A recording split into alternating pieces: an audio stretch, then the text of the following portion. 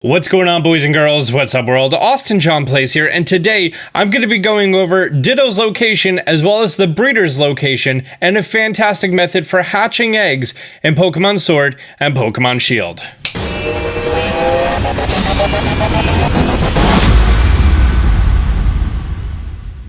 Well, I hope you're enjoying your adventure here in beautiful, beautiful Galar.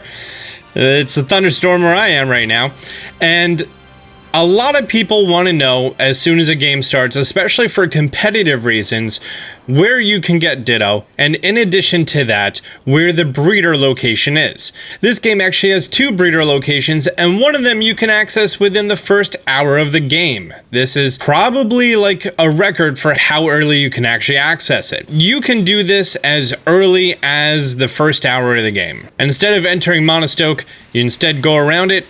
Watch out for the giant lightning bolts and stuff. Watch out for the super strong looking Pokemon. You're going to find a bridge here. This bridge actually separates the weaker half of the wild area from the stronger half. Look, there's a Snorlax. He'd probably kill me in one hit. If you're doing this at an early level, all of these Pokemon can kill you in one hit, I guarantee it. So definitely avoid them. Feel free to grab any fun items you find along the way, that's for sure. And there's one large bridge right here. And there's another large bridge right there. In between the two bridges, you're going to find this far back area over here, and you're going to find one house. This is the only house in the wild area, so it's kind of hard to miss. Watch out, there's sometimes an Obstagoon over here. And make your way to this house, boom! Here's a breeder. Simple as that. Now, after you drop in your Pokemon that are compatible, you're going to want a way that you can hatch eggs quickly. And for that, I have a pretty good method. Go to Options, Horizontal Camera Controls, set it to Inverted. What this does is your right stick is now, instead of acting like right and left, it acts like left and right. So essentially, what you want to do is go right here, take your two joysticks, and put them opposite of each other. Now you just ride around in a circle. If you have a small rubber band, you can do that. If you're on a Nintendo Switch Lite or your Switch in handheld mode, you can use a larger rubber band on the two joysticks of your Joy-Cons, and you can totally do this method. Or, if you're using a Pro Controller and you don't have a rubber band that small, I guess you could even take like a pair of earbuds or headphones, wrap it around, and just pull them tightly, and boom, there you go. That's how you can go about hatching and breeding your Pokemon early. Now, say for example, while you're doing this, you make your way a little too close to the grass. You can just hit B, and the B will cover you for about 3/4 of a rotation. So if we're too close to the grass, hit B, and now you're further away from the grass. Simple as that. There is a second breeder location, and this one is on Route 5, right here. See this little house right there? It says the Pokemon Nursery.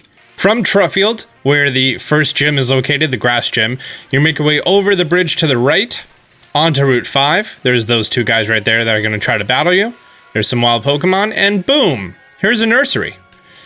This lady right here is the person you speak to drop off the two Pokemon, that way they can hatch, etc. Inside of here, if you speak to this breeder right here, she's going to give you a special egg that hatches into a Toxel. Actually, no, she just gives you a Toxel. Sorry. It's kind of nice not having to deal with, hey, here's an egg you have to hatch, but no, instead you just get this electric poison baby Pokemon. And then its sprite disappears from the overworld. Oh, and she gives us 5 experience candies. Nice. Using 5 of those extra small experience candies is enough to get it from level 1 to level 9, which isn't bad. That should be a little under where your team is right now, but heck, it's way better than level 1. And Toxel isn't the most fantastic Pokemon, but until it evolves. It does have an interesting typing with electric and poison though. If you do decide to drop Pokemon off at this daycare center, you can actually just ride your bike to the right. There's a super duper long bridge here with no trainers, no enemies. You'll just occasionally find these glistening spots that usually have feathers that increase the stats of Pokemon, which is super nice, so you can make your Pokemon stronger while you're breeding them. Keep in mind that these daycare centers are only for eggs and the new egg move transfer method between Pokemon of the same species. So there's no experience that you get or anything else. Now, as far as Ditto's location, Ditto is located in 2 places. Let's go ahead and pull up the map. Ditto is found right here at the Lake of Outrage, which is a part of the wild area that requires you to have the Rotom Bicycle upgrade to be able to swim over water, which you get the Rotom Bicycle upgrade on Route 9. So after you get your first 3 gym badges and you make your way to this big old city, Hammerlock, and then you complete this gym, and then this gym up here, and then you go through this construction site, and then this gym over here, and once you have 6 badges, you then get this ability essentially to surf. So when your Rotom bike is able to go on top of water, you can then make your way right here to the Lake of Outrage. And at the Lake of Outrage during, I'm pretty sure, all weather conditions, wild Dittos can be found. Now, these wild Dittos usually have trash stats, unless you find one with the glowing waves around it, and then that Pokemon usually has 2 guaranteed IVs. Now, this is going to be one of those times that if someone clicked away from the video early, they didn't hear this very important thing. Ditto can actually be found in max raid battles, and this one den right here, which is in the Stony Wilderness, kind of almost immediately next to where the wild area breeder location is. This raid den has every single encounter as a Ditto. There's a 2-star Ditto, 3-star Ditto, 4-star Ditto, a 5-star Ditto, probably a 1-star Ditto. I believe, and this is preliminary information, that the higher the star of the raid, the more max IVs, and the better chance at the Pokemon having a hidden ability. Again, this is release day information. This may be accurate, this may not be accurate. If I find any information supporting or contrasting this, I'll be sure to have a pinned comment down below just to do my due diligence for each and every one of you. That Ditto in that max raid battle can usually have, I think it's 3 or 4 guaranteed max IVs, which makes it a great Ditto for breeding at that point. Now, last night after getting my first 3 gym badges and before making my way to Hammerlock City, that's the big dragon city, I did come across a 2-star Ditto raid here.